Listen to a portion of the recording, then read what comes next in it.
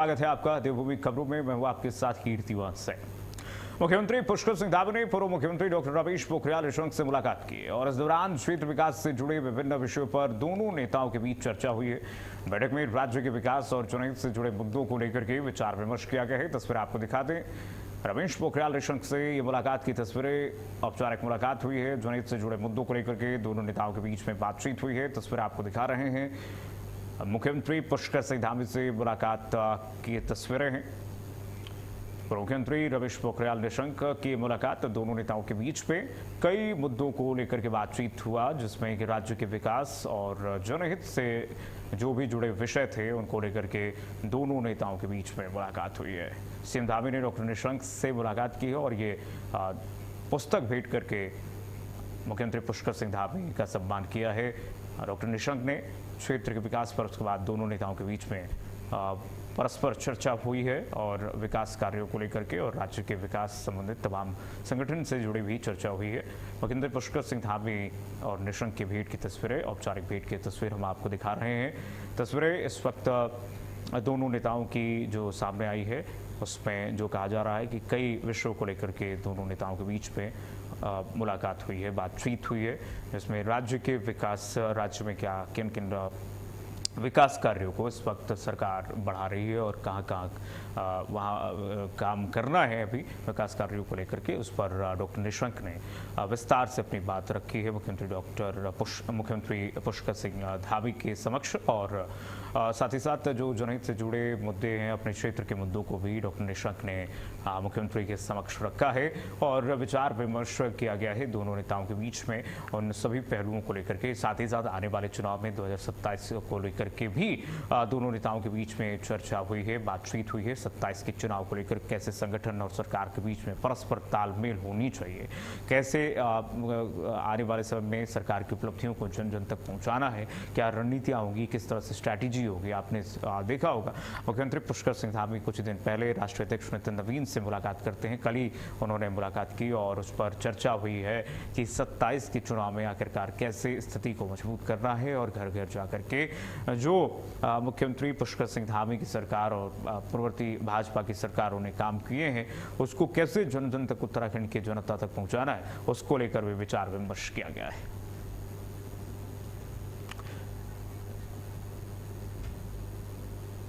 और बढ़ेंगे आगे। मुख्यमंत्री पुष्कर सिंह धामी से नैनीताल उधम सिंह नगर संसदीय क्षेत्र के सांसद अजय भट्ट ने मुलाकात की है।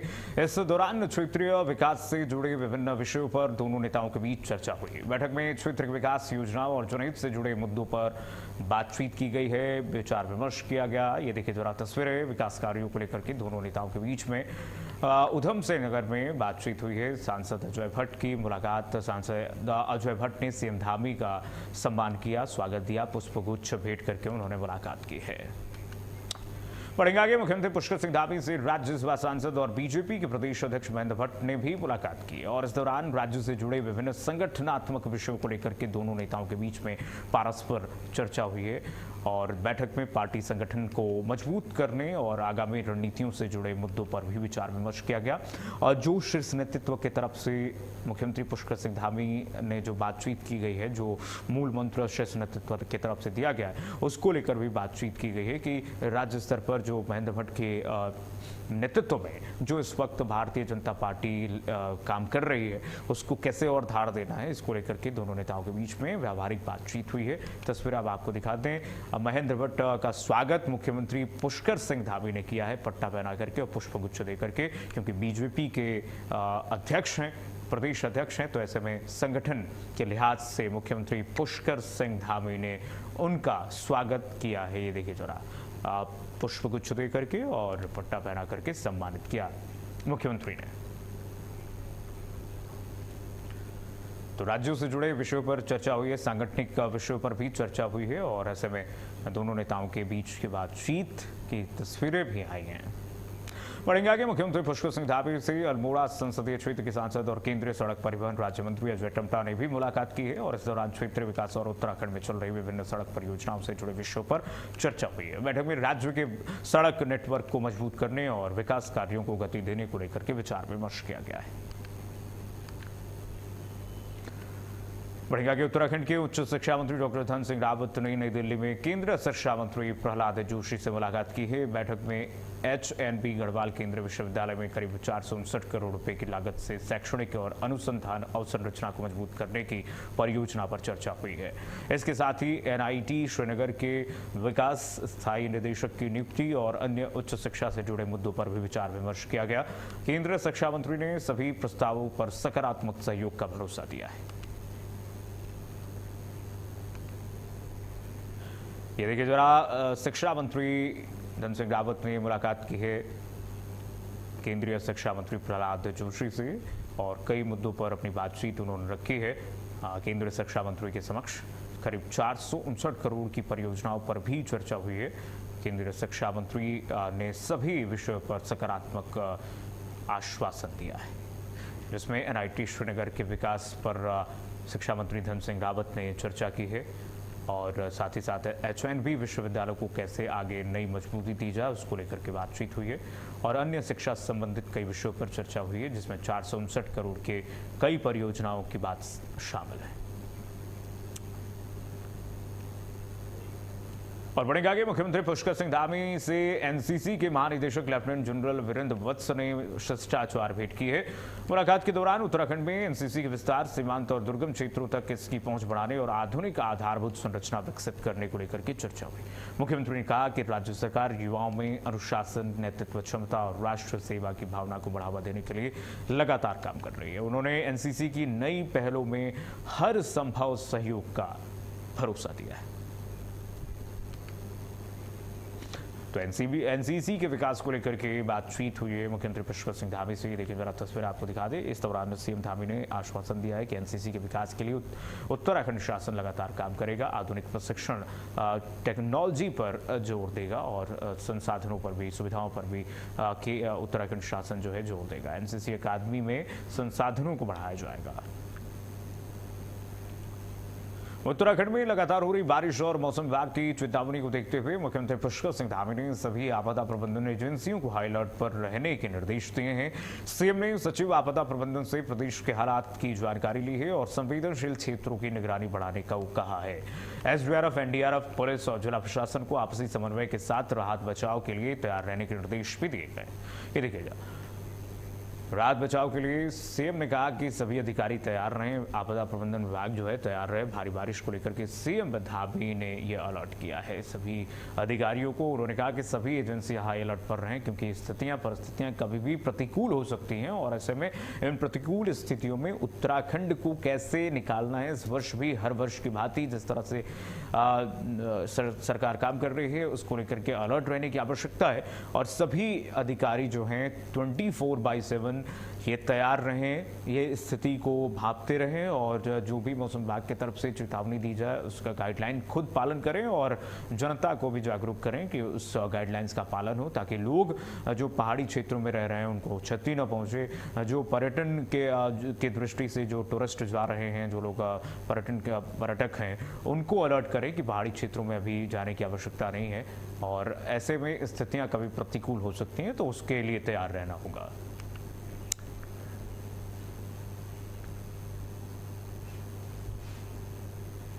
और बढ़ेगा आगे, उत्तराखंड की कैबिनेट मंत्री रेखा आर्य हरिद्वार पहुंच रही जहां उन्होंने संतों का आशीर्वाद लिया। रेखा आर्य ने बताया कि 10 अगस्त को वो हर की पौड़ी से ऋषिकेश से वीरभद्र महादेव मंदिर और 22 किलोमीटर की कांवड़ यात्रा निकालेंगी और ये यात्रा साल 2036 में भारत में ओलंपिक आयोजन के संकल्प को समर्पित होगी। उन्होंने कहा कि मां गंगा और भगवान शिव के आशीर्वाद से यह राष्ट्रीय संकल्प पूरा होगा। तो देखिए, संकल्प लिया गया ओलंपिक को लेकर के। हर की पौड़ी से ये कांवड़ यात्रा निकालने का संकल्प साधु संतों ने भी लिया है। मंत्री रेखा आर्य ने संतों से आशीर्वाद भी लिया है। ये देखिए जरा तस्वीरें। 22 किलोमीटर की संकल्प यात्रा होगी जिसमें खेल और अध्यात्म का संगम दिखेगा। तारतम्य बैठाने के लिए दोनों खेल और संगम को, जिसको योग कहा जाता है कि भौतिकता और आध्यात्म का जुड़ाव कैसे हो, उसको योग कहा जाता है और इसी योग का तारतम्य बैठाने के लिए खेल मंत्री रेखा आर्य ने कहा कि भाई एक संकल्प यात्रा होगी जो 22 किलोमीटर की होगी, जो समर्पित होगी भारत में जो ओलंपिक 2036 में होगा उसके लिए। उनका प्रयास से हम सबको संदेश देंगे कि महिलाएं पीछे नहीं है। आपने देखा होगा जब आप कावड़ की बात करेंगे, यहाँ हमारी माताएं बहनें भी कावड़ उठाती है, लेकिन मंत्रियों की बात करेंगे, सबसे पहले महिला मंत्री हमारी रेखा आर्य जी है, जो कावड़ उठा करके हरिद्वार से लेकर के ऋषिकेश वीरभद्र में जल अभिषेक करती है। इसीलिए हम उनको भगवत आशीर्वाद साधुवाद देना चाहेंगे, क्योंकि वो हमारी बहन है। और क्योंकि देखिए जो संतों का काम है, स्नातन का कार्य जो है रेखा आर्य कर रही है और सभी संत प्रसन्न है, हमें भी खुशी हुई। निश्चित रूप से बहुत ही महत्वपूर्ण दिन है, बहुत ही ऐतिहासिक दिन होगा। इस दिन मैं समझती हूँ कि एक संकल्प जो हमारे देश के यशस्वी प्रधानमंत्री मोदी जी ने 2036 का ओलंपिक भारत में इसका आयोजन हो, भारत इसकी मेजबानी करे, भारत जो है वो खेल के क्षेत्र में माँ शक्ति बन के उभरे, उस संकल्प को मैं खेल मंत्री होने के नाते मैं उस संकल्प को इस देवभूमि उत्तराखंड के माध्यम से और माँ गंगा के श्री चरणों से इसकी ऊर्जा को और ऊर्जावान बनाने के लिए संकल्प का धारण होगा। निश्चित रूप से यह संकल्प जो है संत महात्माओं के द्वारा दिलवाया जाएगा। वहीं मुख्यमंत्री पुष्कर सिंह धामी के निर्देशों के बाद प्रधानमंत्री आवास योजना शहरी की प्रगति को लेकर के देहरादून सचिवालय में समीक्षा बैठक आयोजित की गई। सचिव आवास डॉक्टर आर राजेश कुमार की अध्यक्षता में हुई बैठक में निर्माणाधीन परियोजनाओं की स्थिति और लंबित कार्यों की समीक्षा की गई है। अधिकारियों को निर्देश दिए गए हैं कि 30 सितंबर 2026 तक सभी अधूरे आवास हर हाल में पूरे किए जाएं।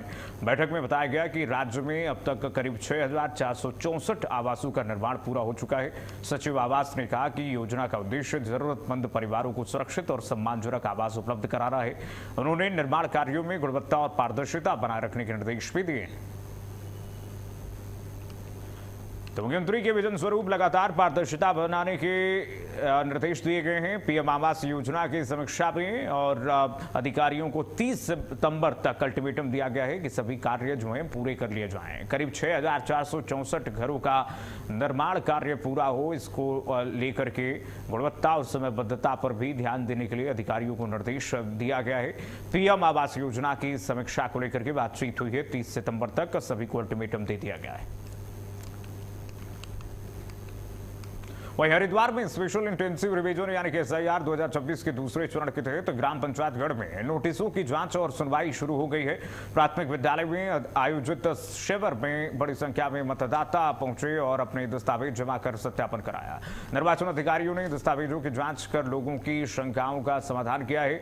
जिलाधिकारी मयूर दीक्षित ने कहा कि इस अभियान का उद्देश्य पात्र मतदाताओं को परेशान करना नहीं, बल्कि मतदाता सूची को त्रुटि रहित और प्रामाणिक बनाना है।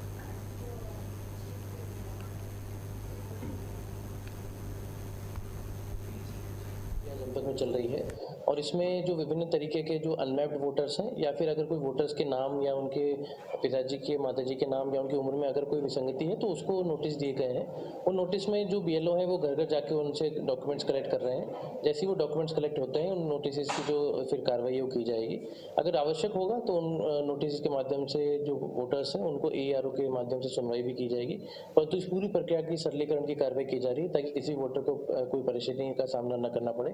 चूंकि ये समयबद्ध प्रक्रिया है इसलिए मैं सभी वोटर से भी अपील करूंगा कि वो अपने BLO से संपर्क में रहें और BLO जैसे उनको डॉक्यूमेंट्स की मांग करते हैं या उनके घर जाके उनसे डॉक्यूमेंट्स कलेक्ट करने के लिए बताते हैं तो उनको आवश्यक डॉक्यूमेंट्स मुहैया करें। और बढ़ेंगे। उत्तराखंड में लगातार हो रही बारिश के बीच मुख्य सचिव आनंद वर्धन ने राज्य आपातकालीन परिचालन केंद्र पहुंच करके हालात की समीक्षा की है। उन्होंने सभी विभागों को 24/7 अलर्ट मोड में रहने और बंद सड़कों को प्राथमिकता के आधार पर जल्द खोलने के निर्देश दिए हैं। मुख्यमंत्री सचिव ने चारधाम यात्रा, कांवड़ यात्रा और राहत बचाव कार्यों की भी समीक्षा की है। साथ ही बिजली, पेयजल, संचार सेवाओं की त्वरित बहाली और मौसम संबंधित अलर्ट अंतिम व्यक्ति तक समय पर पहुंचाने के निर्देश भी दिए हैं। तो बिजली पानी सेवाओं को जल्द से बहाल करने के निर्देश दिए गए। अधिकारियों को मौसम अलर्ट को लेकर के भी निर्देशित किया गया है।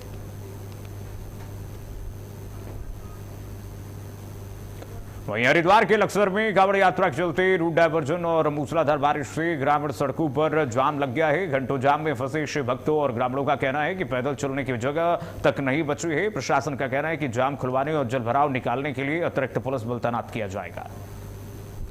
तो इस वक्त प्रशासन की तरफ से लगातार अलर्ट मूड पर प्रशासनिक अधिकारी हैं। आइए बढ़ेंगे आगे। हरिद्वार में लगातार बारिश के कारण गंगा नदी का जलस्तर लगातार बढ़कर के चेतावनी स्तर से ऊपर पहुंच चुका है। हालांकि अभी खतरे के निशान से नीचे बह रहा है। सिंचाई विभाग के अधिशासी अभियंता विकास त्यागी ने बताया कि स्थिति पूरी तरह से नियंत्रण में है और घबराने की जरूरत नहीं है। प्रशासन ने श्रद्धालुओं और स्थानीय लोगों से गंगा तट से दूर रहने की अपील की है। हालात पर प्रशासन लगातार नजर बनाए हुए है। तो प्रशासनिक अधिकारियों की नजर है इस वक्त चेतावनी लेवल से ऊपर है इस वक्त गंगा, और देखिए किस तरह से रौद्र रूप धारण करते हुए गंगा आगे बढ़ रही है। ऐसे में सभी लोगों को निर्देशित किया गया है, जिन लोगों का घर गंगा तट से पास है वहां से हट जाए, और गंगा के किनारे जो तट पर हैं वहां पर लोग, उनसे भी अपील की गई है कि स्थिति विकराल कभी भी हो सकती है। ऐसे में वहां से दूरी बनाए रखें। प्रशासन ने लोगों से दूर रहने की अपील की है और स्थिति पर नियंत्रण रखने के लिए लगातार अधिकारियों की मॉनिटरिंग हो रही है। अधिकारियों को यहां पर 24/7 अलर्ट रहने के लिए कहा गया है। चेतावनी वार्निंग लेवल से ऊपर, रेड निशान से ऊपर, इस वक्त लाल निशान से ऊपर गंगा इस वक्त बह रही है। और देखिए किस तरह से आगे बढ़ते हुए लगातार ये विकराल रूप धारण करते हुए मां गंगा का ये स्वरूप लोगों को डरा रहा है। और ऐसे में प्रशासन भी अलर्ट मोड पर है। प्रशासनिक अधिकारियों ने कहा है सभी श्रद्धालुओं से भी, जो कि तट पर जो लोग स्नान करने आ रहे हैं या फिर हरिद्वार में हर की पैड़ी पर जा रहे हैं, वहां पर अलर्ट रहें। इसलिए लोगों से अपील भी की जा रही है, जो तट पर लोग रह रहे हैं उनसे भी दूर रहने की अपील की जा रही है। वहीं उत्तराखंड के चमोली जिले में भूस्खलन के चलते सड़क यातायात प्रभावित हुआ है। हेलंग और आमसौड़ में भूस्खलन होने से नारायण बगड़ कर्णप्रयाग मुख्य सड़क मार्ग पूरी तरह से बंद हो गया है। सड़क पर मलबा आने से वाहनों की आवाजाही पूरी तरह से रुक गई है। बद्रीनाथ राष्ट्रीय राजमार्ग क्षेत्र में भी हालात पर नजर बनाई जा रही है। प्रशासन की ओर से मार्ग खोलने के प्रयास किए जा रहे हैं। ये देखिए जरा तस्वीर, बद्रीनाथ हाईवे पर परेशानियां बढ़ गई हैं। उत्तराखंड में बद्रीनाथ हाईवे प्रभावित है। इस वक्त आवाजाही ठप है, यात्रियों की मुश्किलें बढ़ गई हैं। भूस्खलन से नारायण बगड़ कर्णप्रयाग मार्ग को बंद करना पड़ा है। और देखिए किस तरह से ऊपर से जो कच्ची पहाड़ियां हैं वो दरक रही हैं और लगातार लैंडस्लाइड भूस्खलन का रूप लेते हुए यात्रियों के लिए मुसीबत बन रही है। ऐसे में रेस्क्यू के लिए वहां पर टीमें भी हैं और अलर्ट किया गया है सभी लोगों को कि इस वक्त पहाड़ियों पर जाने से बचें, बद्रीनाथ हाईवे पर जाने से बचें, क्योंकि ये पूरा मार्ग इस वक्त खतरे से खाली नहीं है। और ऐसे में यहां जाना बहुत मुश्किल साबित हो सकता है, जानलेवा हो सकता है। ऐसे में भूस्खलन से सड़क पूरी तरह से अवरुद्ध है और जगह जगह भूस्खलन हो रहे हैं। वहीं हरिद्वार में कांवड़ यात्रा के दौरान श्रद्धालुओं की सेवा और सुरक्षा को लेकर के एसडीआरएफ लगातार सक्रिय है। शंकराचार्य चौक पर एसडीआरएफ की ओर से निःशुल्क चिकित्सा शिविर लगाया गया, जहां यात्रा के दौरान थकान और अस्वस्थ हुए कांवड़ियों का स्वास्थ्य परीक्षण किया गया है। डॉक्टरों की सलाह पर श्रद्धालुओं को जरूरी दवाइयां भी उपलब्ध कराई जा रही है। एसडीआरएफ के मुताबिक शिविर के जरिए करीब 30 कांवड़ियों को समय पर उपचार देकर के राहत पहुंचाई गई है। सेना नायक एसडीआरएफ अपर्णा यदुवंशी के निर्देशन में जवान संवेदनशील घाटों और ड्यूटी पॉइंट्स पर 24 घंटे हैं। एसडीआरएफ का उद्देश्य कांवड़ यात्रा को सुरक्षित और सुगम बना रहा है। ये देखिए जरा तस्वीरें, किस तरह से कांवड़ यात्रियों के लिए सुगमता से उनके यात्रा को सुनिश्चित करने के लिए एनजीओ समेत तमाम डॉक्टर्स की टीम, एक्सपर्ट्स की टीम और स्थानीय लोग मदद कर रहे हैं। कांवड़ियों को निःशुल्क स्वास्थ्य सेवा दी जा रही है, कैंप लगाया जा रहा है, ताकि कोई भी अगर ऐसी स्थिति हो, मेडिकल व्यवस्था असुविधा हो, तो डॉक्टर्स संपर्क करके वहीं पर समाधान किया जा सके। हरिद्वार में लोगों की सेहत से खिलवाड़ करने वालों के खिलाफ प्रशासन ने बड़ी कार्रवाई की है। जिला विधिक सेवा प्राधिकरण की निगरानी में गठित समिति ने सुभाष नगर क्षेत्र में मेडिकल स्टोरों का निरीक्षण किया। जांच के दौरान 2 मेडिकल स्टोरों से गंभीर अनियमितताएं मिलने पर उन्हें सील कर दिया गया है, नोटिस जारी कर दिया गया है। वहीं बिना मानकों के संचालित एक क्लिनिक पर भी कार्रवाई की संस्तुति की गई है। प्रशासन ने साफ किया है कि स्वास्थ्य से जुड़े मामलों में लापरवाही बिल्कुल बर्दाश्त नहीं की जाएगी। तो सेफ ड्रग्स सेफ लाइफ अभियान जारी है और इसी अभियान के तहत एक्सपायरी दवाओं पर लगातार ड्रग्स विभाग कार्रवाई कर रहा है और अवैध क्लिनिक पर छापेमारी कार्रवाई हुई है, जिससे कि अवैध क्लिनिक चलाने वाले इस वक्त डरे हुए हैं, हड़कंप मचा हुआ है, सनसनी फैल गई। हमारा सेफ ड्रग्स सेफ लाइफ का जो अभियान है, इसके तहत प्रत्येक माह हमें मिनिमम 2 जो जिसे कहते हैं ऐसे इंस्पेक्शन या विजिट्स करने होते हैं, जो ये पूरी समिति करती है। तो आज का जो हमारा इस अभियान के तहत जो विजिट था वो सुभाष नगर की तरफ था। तो लगभग हमने वहां पर 7-8 मेडिकल स्टोर्स का निरीक्षण किया है और इनफैक्ट पाया गया, मतलब 2 तो हमें उसी समय वहां बंद करवाने पड़े। ड्रग इंस्पेक्टर ने उस पर यथोचित कार्रवाई की, उन्हें नोटिस इशू किए और साथ ही साथ बाकी जगहों पे जहां पर आज भी देखा जा रहा है कि उन्होंने एक्सपायरी आइटम्स का अपना नॉट फॉर सेल नहीं लगा रखा है।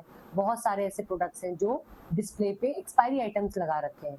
यहाँ तक कि 2 जो फार्मेसी शॉप थी वो तो ऐसी निकली कि जहाँ पर क्लिनिक्स चल रहे थे।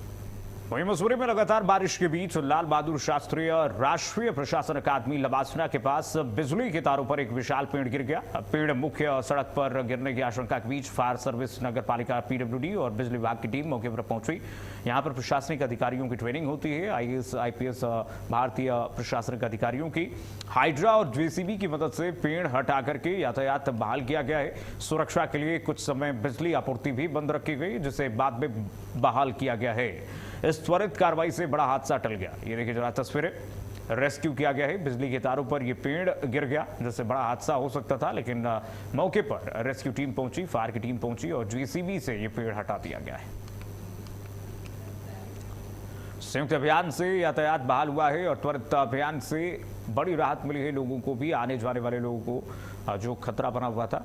बिजली के तारों पर ये पेड़ गिरा, जिसके बाद त्वरित रेस्क्यू यहाँ पर पहुंचाई गई है और फायर टीम की तत्परता से इस पेड़ को हटा दिया गया है बिजली के तारों पर से। तो जेसीबी से पेड़ हटाया गया है। जेसीबी से पेड़ को जो तारों पर गिरा हुआ था उससे हटा लिया गया है। बिजली के तारों पर ये पेड़ गिरा हुआ था, बड़ा हादसा होते हुए टला है। ये जगह लबासना से लाल बहादुर शास्त्री प्रशासनिक अकादमी से कुछ ही दूरी पर है, जहां पर आईएएस अधिकारी, आईपीएस अधिकारी, वरिष्ठ यूपीएससी से पास हुए सभी अधिकारियों की ट्रेनिंग दी जाती है लबासना में। और वहां पर ये घटना हुई, जिसके बाद त्वरित तौर पर यहां पर रेस्क्यू की गई है। बिजली की तारों पर ये पेड़ गिरा, जिसको हटा दिया गया है। फिलहाल स्थिति काबू में है और देखिए किस तरह से जेसीबी की टीम से फायर विभाग और बिजली विभाग की संयुक्त कार्रवाई से इस पूरे रेस्क्यू को अंजाम दिया गया है। पेड़ को काट करके नीचे गिरा दिया गया है और स्थिति फिलहाल यहाँ पर काबू में है। संयुक्त अभियान यहाँ पर चलाया गया है, यातायात बहाल हो गया है। और देवभूमि खबरों में बस इतना ही। खबरें लगातार जारी।